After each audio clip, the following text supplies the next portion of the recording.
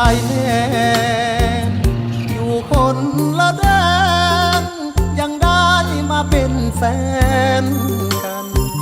พี่เป็นหนุ่มไทยข้ามฟ้าจากเมืองบึงกาฬหอบใจสมตานขึ้นทางปากสันธานีออกจากปากสันมุ่งปากกระดิ่งนางฟ้ามีจริงบนรถสองแถวโซฟีจึงเกิดตำนานฮักสองแผ่นดินทันทีผ่านมาหลายปีฮักเขาบ่เคยห่างกันบ้านโพนเจริญคือหังฮักเขาสองคนผ่านกี่แดดฝนกี่หนาวบนทางสร้างฝันกอดกันร้องไห้หลายคราวยังสู้กัดฟันหยัดยืนข้างกันแม้ว่ายากปางตา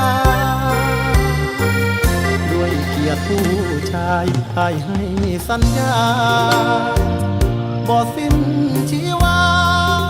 แม้ดาวจะหามาให้จะรักสาวลาวให้ทั้ง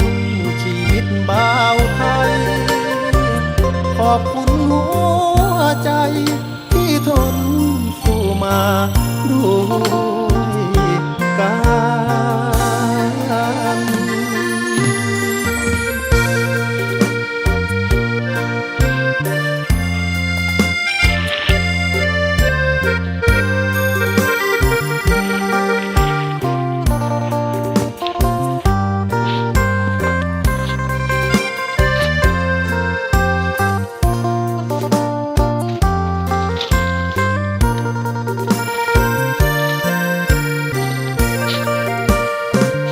บ้านโพนเจริญคือหังฮักเขาสองคนผ่านกี่แดดฝนกี่หนาวบนทางสร้างฝันกอดกันร้องหลายคราวยังสู้กัดฟันอยากยืนข้างกันแม้ว่ายากปางตาด้วยเกียรติผู้ชายให้สัญญาบ่สิ้นชีวาแม้ดาวจะหามาให้จะรักสาวลาวให้ทั้ง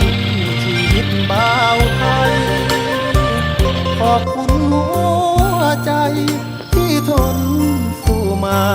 ด้วยกัน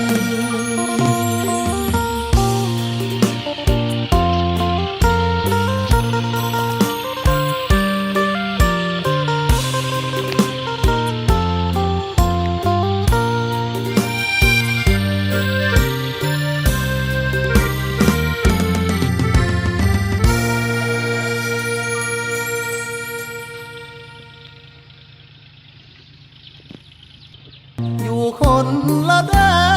นยังได้มาเป็นแฟนกันพี่เป็นหนุ่มไทยข้ามฟ้าจากเมืองบึงกาฬหอบใจสมตานขึ้นทางปากสันธานีออกจากปากสันมุ่งปากกระดิ่งนางฟ้ามีจริงบนรถสองแถวโซฟีจึงเกิดตำนานฮักสองแผ่นดินทันทีผ่านมาหลายปีฮักเขาบ่เคย